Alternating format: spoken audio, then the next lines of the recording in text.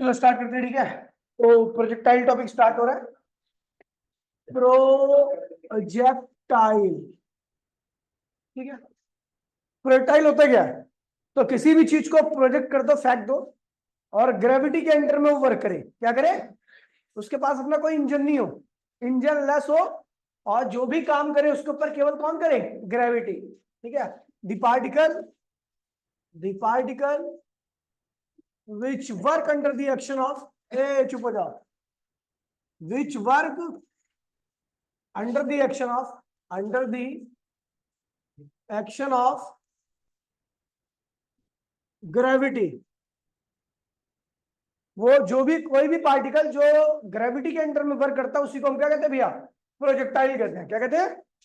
The particle which work under the action of gravity is known as projectile, ठीक है। ठीक है, example में a stone, drop or throw from a certain height,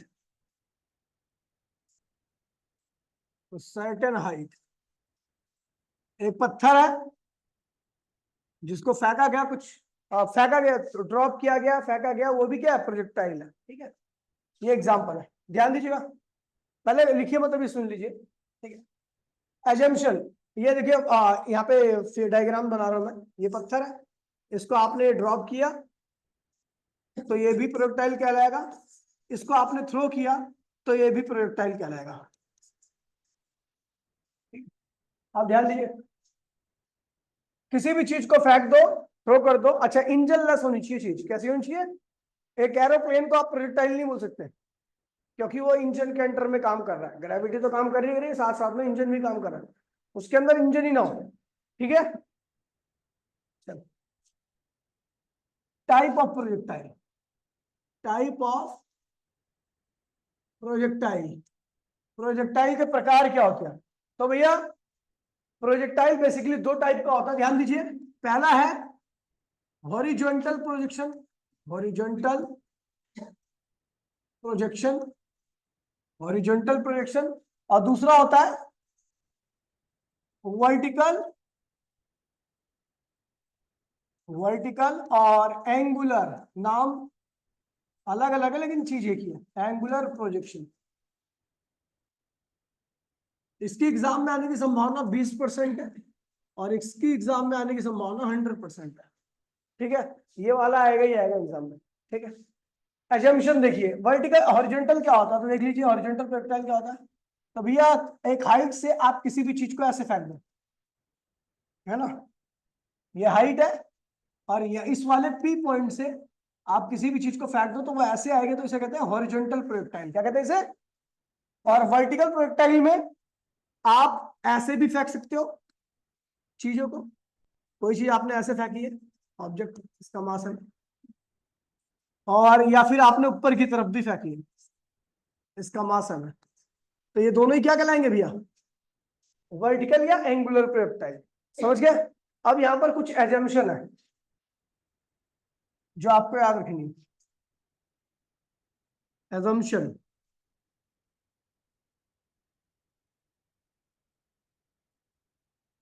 assumption, पहली तो भैया एयर रेजिस्टेंस स्लैश फेवर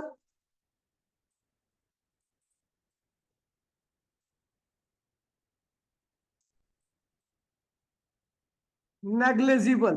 कैसा होता है?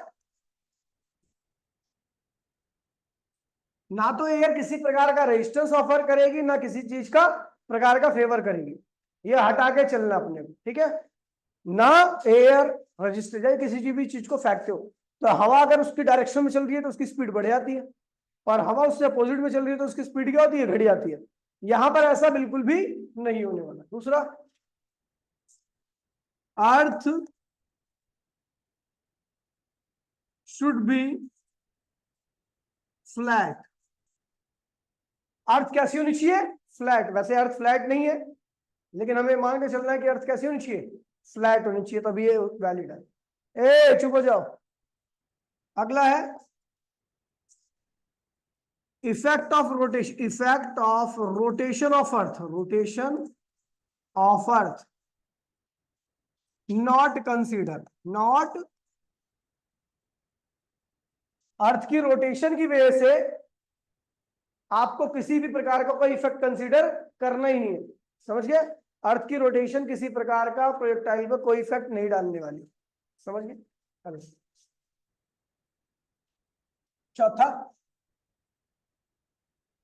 आपको पता ग्रेविटी किसके अलॉन्ग लगती है? एक्स एक्सिस के अलॉन्ग या वाई एक्सिस के अलॉन्ग? वाई एक्सिस के अलॉन्ग, सबको पता भी है। तो ग्रेविटी क्या है? फोर्स है। अब फोर्स अगर मोशन की डायरेक्शन में लगता है तो स्पीड को बढ़ा देता है, और फोर्स मोशन से उल्टा लगता है तो स्पीड को क्या करता है? घटा देता है। तो ध्यान रखना,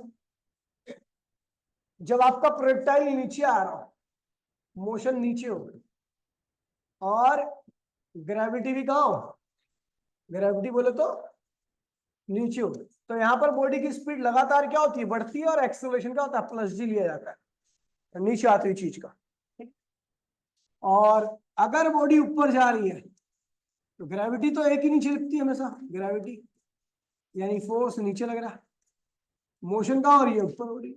इस कंडीशन में स्पीड लगातार क्या होती है? घटती है, और एक्सेलरेशन क्या होता है? माइनस जी आता है। ठीक है, समझ? अगला है भैया, कोई डाउट तो नहीं किसी को? अगला है पांचवा, at top point, at maximum height, maximum height, अगर अब कोई चीज मैक्सिमम हाइट पर पहुंच चुकी है तो उसकी वेलोसिटी क्या होगी? फाइनल वेलोसिटी, वेलोसिटी क्या होगी भैया? जीरो।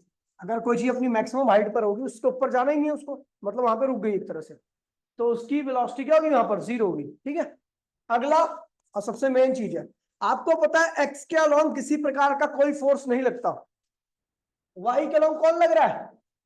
वाई के अलोंग ग्रेविटी लग रही है। अलोंग ये फोर्स जो ग्रेविटी नाम का लग रहा है, ये किसका अलोंग लग रहा है? अलोंग है अलोंग वाई एक्सिस। ठीक है, ये भी क्या है? Along Y. ठीक है, अब आपको पता है एक्स के अलोंग किसी प्रकार का कोई फोर्स नहीं होता, नहीं होता है। एयर चलती है एक्स के अलोंग, लेकिन हम एयर के रोल को ले ही नहीं रहे, तो एक्स के अलोंग किसी प्रकार का कोई फोर्स नहीं लगता। किसी भी फेंकी हुई चीज पर एक्स के अलोंग किसी प्रकार का फोर्स नहीं लगेगा। ठीक है, जब फोर्स नहीं होगा तो एक्स के अलोंग एक्सेलरेशन क्या होगा? जीरो। और जब एक्स के अलोंग एक्सेलरेशन जीरो है तो इसका मतलब एक्स के अलोंग की वेलोसिटी क्या रहेगी? कांस्टेंट। क्या रहेगी? तो भैया ये ध्यान रखना, प्रोजेक्टाइल मोशन में एक्स के अलोंग की वेलोसिटी कभी चेंज नहीं होती। आप फेंकोगे तो वाई के अलोंग की चेंज होगी। अगर बॉडी ऊपर जा रही है तो स्पीड लगातार क्या होगी? कम होगी। टॉप पॉइंट पर क्या हो जाएगी? जीरो हो जाएगी। अब बॉडी नीचे आ रही है तो मोशन और फोर्स सेम डायरेक्शन में लगने की वजह से उसकी स्पीड लगातार क्या होगी? बढ़ती रहेगी। और बॉटम पे आने पर उसकी वेलोसिटी क्या हो जाएगी? मैक्सिमम हो जाएगी। ठीक है, टकराने से पहले की बात होगी। ठीक है, तो ये सारी एजम्पशंस है जो आपको ध्यान रखनी है। ठीक है, इसके बगैर आप प्रोजेक्टाइल नहीं कर सकते। ठीक है, समझ गया? चलो, ठीक है, अभी स्टार्ट कर रहे हैं प्रोजेक्टाइल। अभी अब आते हैं भैया सीधा एक्सप्रेशन पे। हॉरिजॉन्टल प्रोजेक्टाइल पहले मैं करा रहा हूं, जिसकी संभावना बहुत कम है। हॉरिजॉन्टल प्रोजेक्टाइल, ध्यान दीजिए, अगर आपने इसको सही से कर लिया तो आपके लिए वर्टिकल, जो कि सबसे ज्यादा आने की संभावना है, वो बहुत आसान हो जाने वाला है। हॉरिजॉन्टल प्रोजेक्टाइल कर रहे हैं, इस केस में हम कुछ हाइट से, हाइट को अगर मैं वेरिएबल की टर्म में लिखूं तो वाई लिखूंगा। क्या लिखूंगा? वाई। अलग अलग बिल्डिंग की अलग अलग हाइट होती है ना। मैं यहां से ऐसे फेंक रहा हूं किसी प्रोजेक्टाइल को हॉरिजॉन्टली। कैसे फेंक रहा हूं?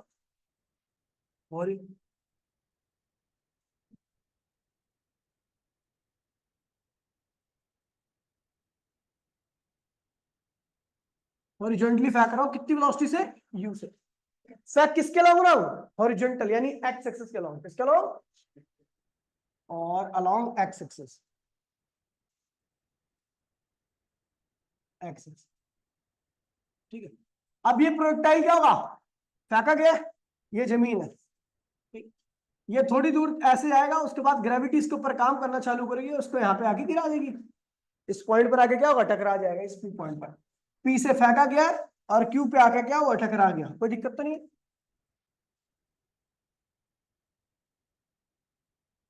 यहां से यहां तक का जो डिस्टेंस ने ट्रेवल किया है इसको एक्स भी लिखते हैं, और इसको नॉर्मली हम रेंज भी कहते हैं। क्या कहते हैं इसे, रेंज। और यहां से यहां तक की डिस्टेंस को हम हाइट कहते हैं। कोई दिक्कत तो नहीं है, ठीक है।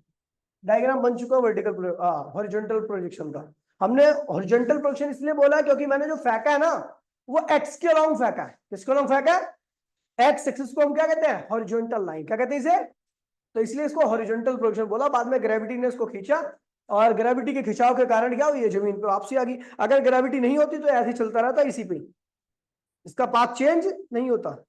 समझ गए।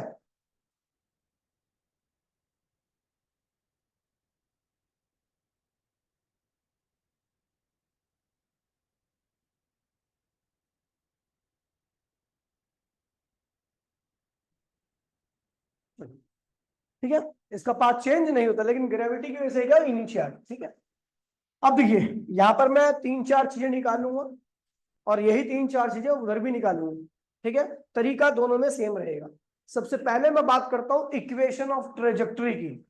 ट्रेजेक्टरी का मतलब क्या होता है, तो जिस पाथ पे गिरता है, प्रोजेक्टाइल आता है ना, प्रोजेक्टाइल आ रहा है, इधर आ रहा है, यहाँ आया, फिर यहाँ पे आया, हो सकता है ऐसा गिरता हुआ, मान लीजिए यहाँ पर आके पहुंच गया, टी टाइम में यहाँ पहुंच गया, तो उसने एक्स के अलोंग कितना डिस्टेंस ट्रेवल किया है, ये, और वाई के अलोंग कितना किया है, ये किया है। समझ गए, नहीं समझ गए।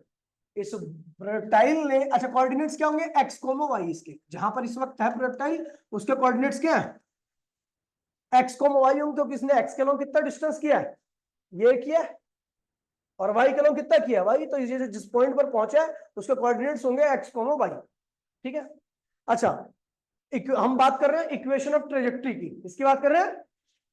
ट्रेजेक्टरी का मतलब होता है जिस रास्ते पर ये आ रहा है, किस रास्ते पे आ रहा है, इस रास्ते पे आ रहा है, इसी रास्ते की इक्वेशन को हम क्या कहते हैं, इक्वेशन ऑफ ट्रेजेक्टरी। अब एक बात बहुत पते वाली बता देता हूं कि ये जो एक्स के लॉन्ग डिस्टेंस कवर किया है इसने, और जो वाई के लॉन्ग किया है वो कितने टाइम में किया है, टी टाइम में। कितने टाइम में किया है, यानी एक्स के लॉन्ग भी टी टाइम में कर लिया, और वाई के लॉन्ग जो वाई डिस्टेंस किया वो भी कितने टाइम में किया है। चलो मान लीजिए यहां पर पहुंचा, और मान लीजिए ऐसे सपोज कीजिए कि यहां पर वैल्यू एक्स की होगी 10 मीटर, और वाई की क्या आ गई 15 मीटर। तो 10 मीटर और 15 मीटर को भी कवर करने के लिए सेम ही टाइम लगेगा, क्योंकि प्रोजेक्टाइल मान लीजिए 0 टाइम पर यहां पे फेंका गया है, और यहां पे आते आते उसको क्या हो गया, 2 सेकंड हो गया। तो इस 2 सेकंड में इसने एक्स का लॉन्ग कितना चलाइए 10 मीटर, और वाई का लॉन्ग कितना चलाइए 15 मीटर। यहां पर आके गिरा है, यहां पर आके गिरा है, तो यहां के कोऑर्डिनेट्स बताओ मुझे क्या होंगे। एक्स का लॉन्ग कितना चलाइए आर, एक्स का लॉन्ग कितना चला है आर, और वाई का लॉन्ग कितना चला है एच।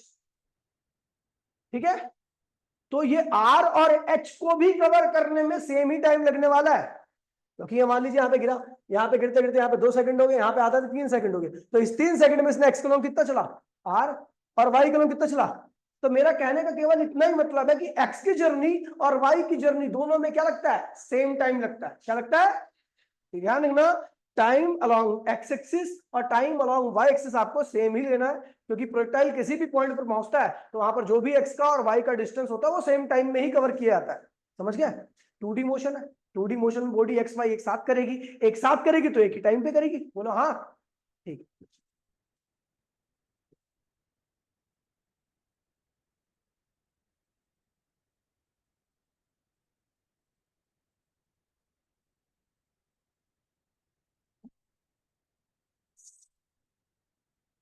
हाँ बोल भाई हितेश, हाँ बोल। नमस्कार, क्लास ले रहे हो यार, चलिए। इक्वेशन ऑफ ट्रेजेक्ट्री, पहले टॉपिक का नाम क्या है जो हमें ड्राइव करना है यहाँ पर, इक्वेशन ऑफ ट्रेजेक्ट्री। क्या होता है, कौन से ट्रेजेक्ट्री मतलब क्या होता है, जिस पाथ को फॉलो करता है उसी पाथ की इक्वेशन को हम क्या कहते हैं, equation of trajectory. The path follow, the equation of path, the equation of path followed by, followed by कौन, अब आप प्रोजेक्टाइल कौन फॉलो करता है भैया? जिस पाथ को प्रोजेक्टाइल फॉलो करता है उसी पाथ की इक्वेशन को हम क्या कहते हैं? Equation of trajectory. ठीक है, तो मैं इस पॉइंट को लेकर के ड्राइव करूंगा, इस वाले पॉइंट को लेकर के सारी इक्वेशन, उस पूरे पाथ की इक्वेशन को ड्राइव। आपने मैथ्स पढ़ ली है ना? मैथ्स में आपने स्ट्रेट लाइन पे पहुंचे नहीं पहुंचे तो खैर अब बहुत है, उसमें आप पढ़ोगे कोनिक सेक्शन, कोनिक सेक्शन में पढ़ोगे आप सर्कल की इक्वेशन वगैरह, है ना? तो सर्कल की इक्वेशन भी इसी तरीके से निकाली जाती है। ठीक है, तो अब देखिए भैया हम इक्वेशन ऑफ ट्रेजेक्टरी की बात कर रहे हैं, बहुत सिंपल तरीका है, वही इक्वेशंस मैं यूज करने वाला हूं जो पहले मैंने आपको बता रखी है, ध्यान दीजिए भैया।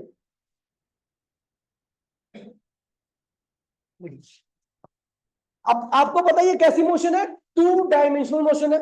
यहां पर एक्स वाई सेम टाइम में एक ही वक्त किए जाएंगे। तो मैंने माना भैया, पहले मैं मोशन अलोंग एक्स एक्सिस की बात कर रहा हूं, मोशन अलोंग एक्स एक्सिस। अच्छा, मैंने यहाँ पे साइड में आपके हेल्प के लिए 2-3 चीजें और लिख देता हूँ कि भैया देखिए, यहां पर मैं एक्स एक्सिस लिख रहा हूं और यहां लिख रहा हूं वाई एक्सिस। अच्छा, हमने इनिशियल, ये क्या? Initial velocity along x axis. ये क्या है? इनिशियल वेलोसिटी अलोंग, आपने किसके अलोंग फेंका था? एक्स के अलोंग, तभी तो हॉरिजॉन्टल बोला इसको। आपने इस प्रोजेक्टाइल को किसके अलोंग फेंका था? एक्स के अलोंग। कितनी वेलोसिटी से? यू वेलोसिटी से। तो यानी आपकी इनिशियल वेलोसिटी एक्स के अलोंग क्या है? यू। अच्छा, आपने फेंका किसके अलोंग था? एक्स के अलोंग। एक्स के अलोंग फेंका था ना, इसका मतलब आपने वाई के अलोंग कोई वेलोसिटी नहीं दी थी, तो इसका मतलब initial velocity along y axis क्या होगा? 0। क्योंकि आपने फेंका एक्स के अलोंग है तो इनिशियल वेलोसिटी केवल किसके अलोंग रहेगी? एक्स के अलोंग। वाई के अलोंग आपने नहीं फेंका, इसलिए इनिशियल वेलोसिटी वाई के अलोंग क्या होगी? 0। अच्छा, फोर्स एक्स के अलोंग कितना लगता है? 0, पता ना आपको? एक्स के अलोंग कोई फोर्स नहीं लगता, लगाएगी भी तो एयर, उसको हटा रखा हमने। ठीक है, वाई के अलोंग कौन सा फोर्स लगता है? ग्रेविटी। ग्रेविटी लगता है। एक्सेलरेशन एक्स के अलोंग क्या होगा? 0, क्योंकि फोर्स नहीं लग रहा। अच्छा, लेकिन वाई के अलोंग लगेगा एक्सेलरेशन, वो क्या होगा? प्लस जी, क्योंकि बॉडी नीचे आ रही है, नीचे आएगी ना फेंक जाने के बाद, प्लस जी इसलिए लिया मैंने। ठीक है, अच्छा, वेलोसिटी एक्स के अलोंग क्या रहेगी? कांस्टेंट। क्या रहेगी? क्या थी वेलोसिटी? यू थी, तो यू ही हमेशा रहेगी। समझ गया? एक्स के अलोंग की वेलोसिटी हमेशा कांस्टेंट रहेगी, जिससे फेंकी है वही हमेशा रहेगी। ठीक है, अच्छा, वाई के अलोंग की वेलोसिटी क्या रहेगी? वेरिएबल। क्या रहेगी? वेरिएबल। डिपेंड्स अपॉन दी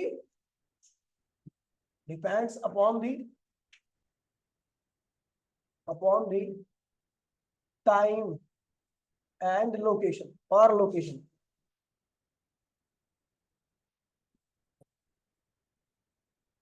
कह रहा भैया वाई के अलोंग की वेलोसिटी अलग अलग होगी, पार्टिकल अगर ज्यादा नीचे आएगा तो स्पीड और क्या होगी? ज्यादा हो जाएगी, और थोड़ा कम हाइट गिरा रहेगा। मतलब देखो, कोई चीज, अगर किसी चीज को बिल्डिंग से फेंकते हो तो जितना नीचे आएगी उसकी स्पीड क्या होगी?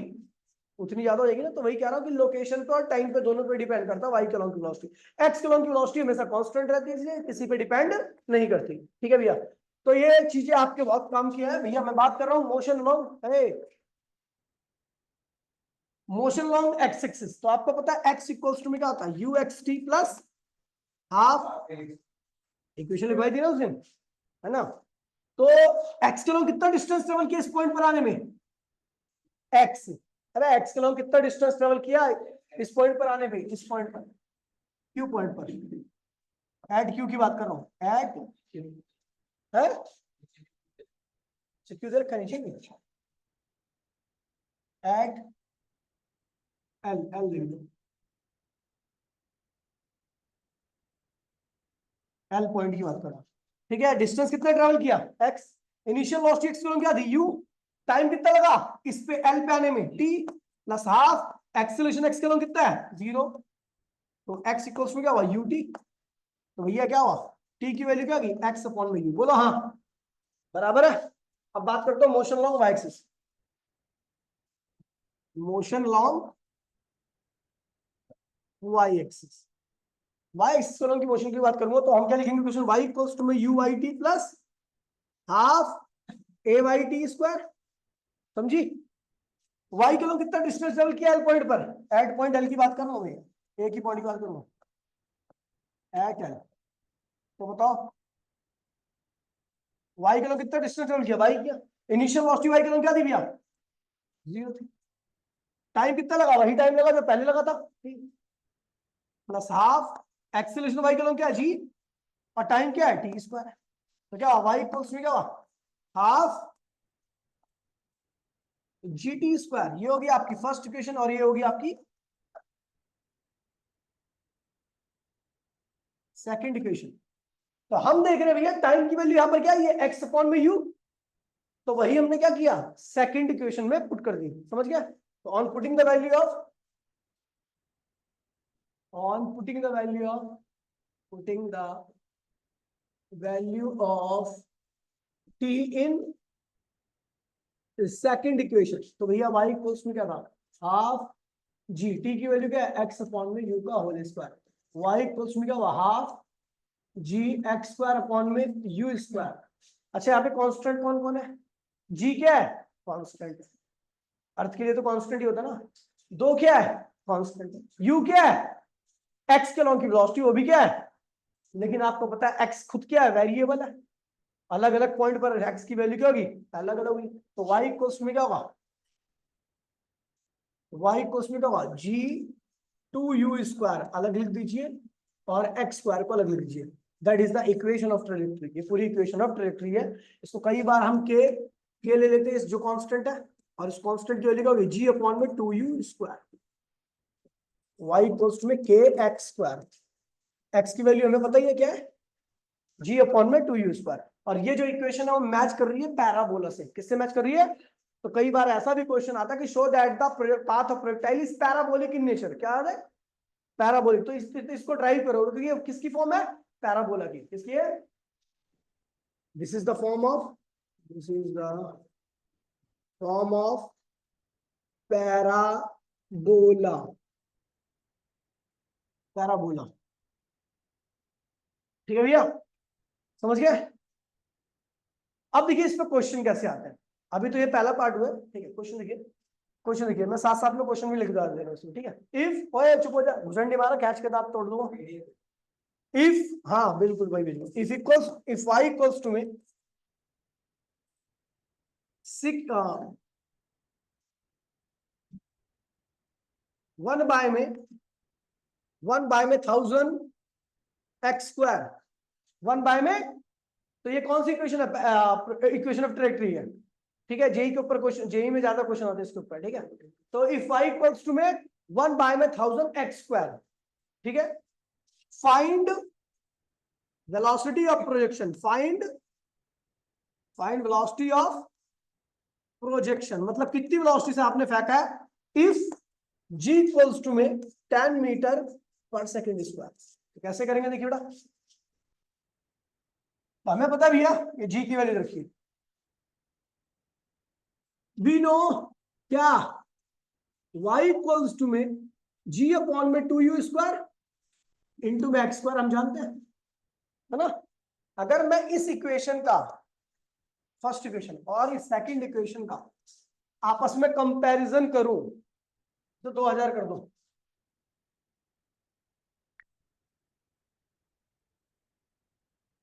ठीक है।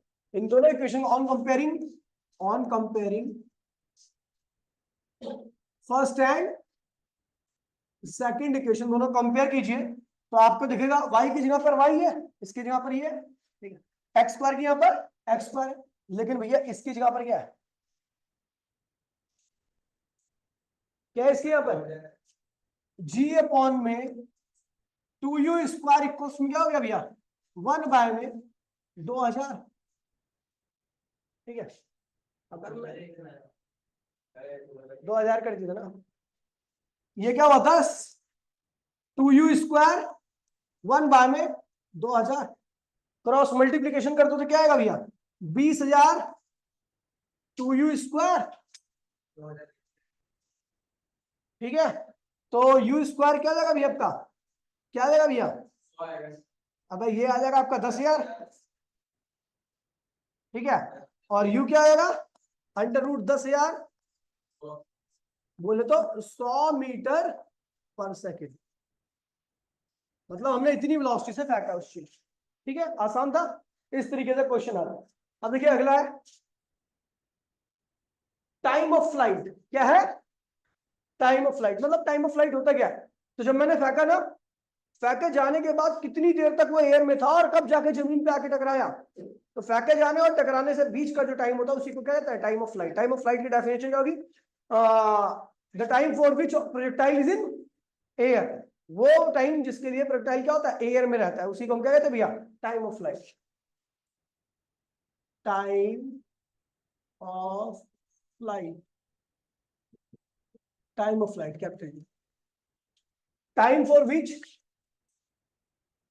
Time for which projectile is in, वो वक्त जिसमें प्रोजेक्टाइल आपका क्या हो, एयर में। अच्छा भैया प्रोजेक्टाइल, अच्छा एक सुन लीजिए बड़ी, कब तक एयर में रहता है।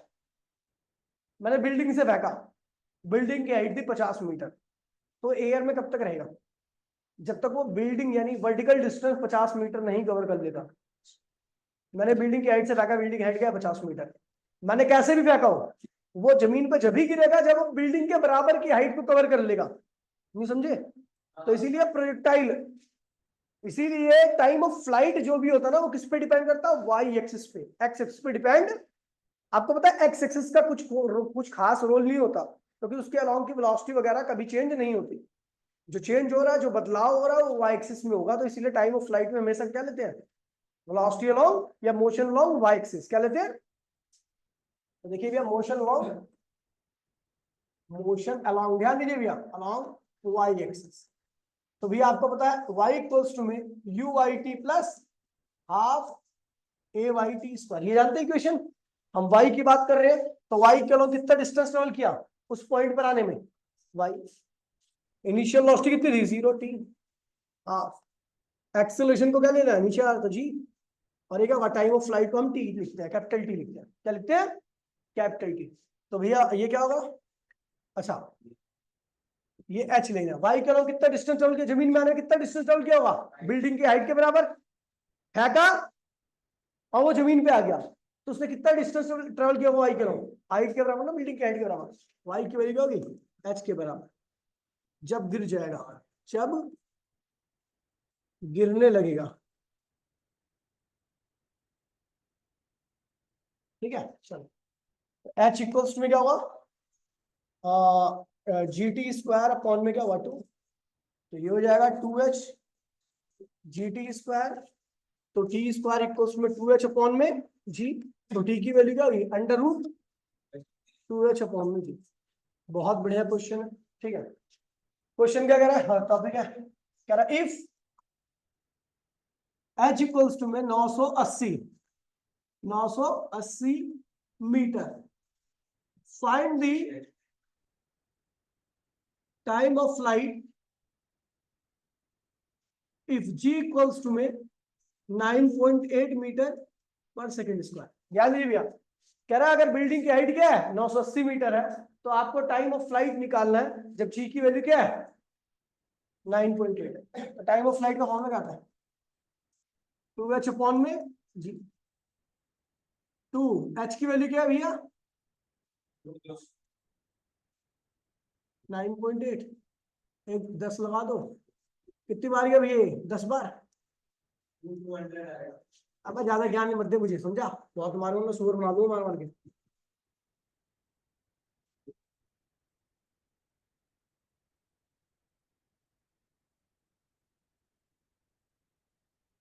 टाइम ऑफ फ्लाइट क्या है इसका 14 सेकंड, कितना है, नहीं कर ले 1.4 जानते नहीं वैल्यू, जो मैं बोल रहा हूँ उतना कर लो, नहीं छोड़ सकता, समझा, ठीक है।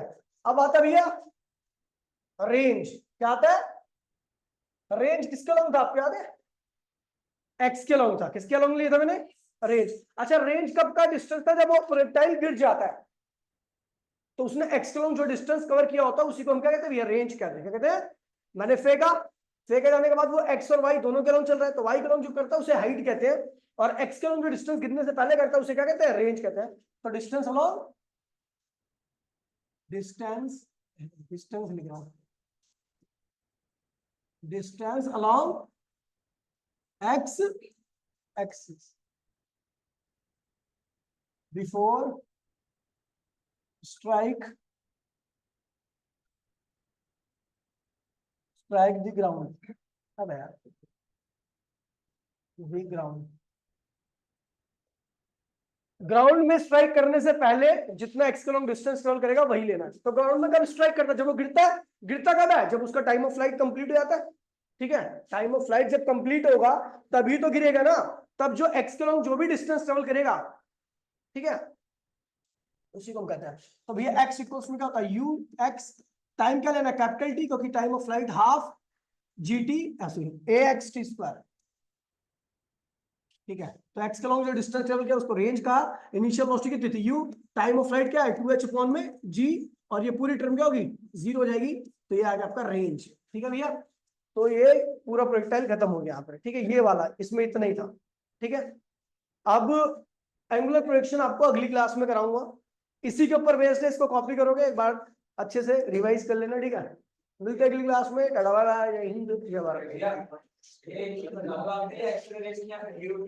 बेटा एक्स के लॉन्ग एक्सीलरेशन 0 नहीं हो तो बताया था मैंने स्टार्टिंग में।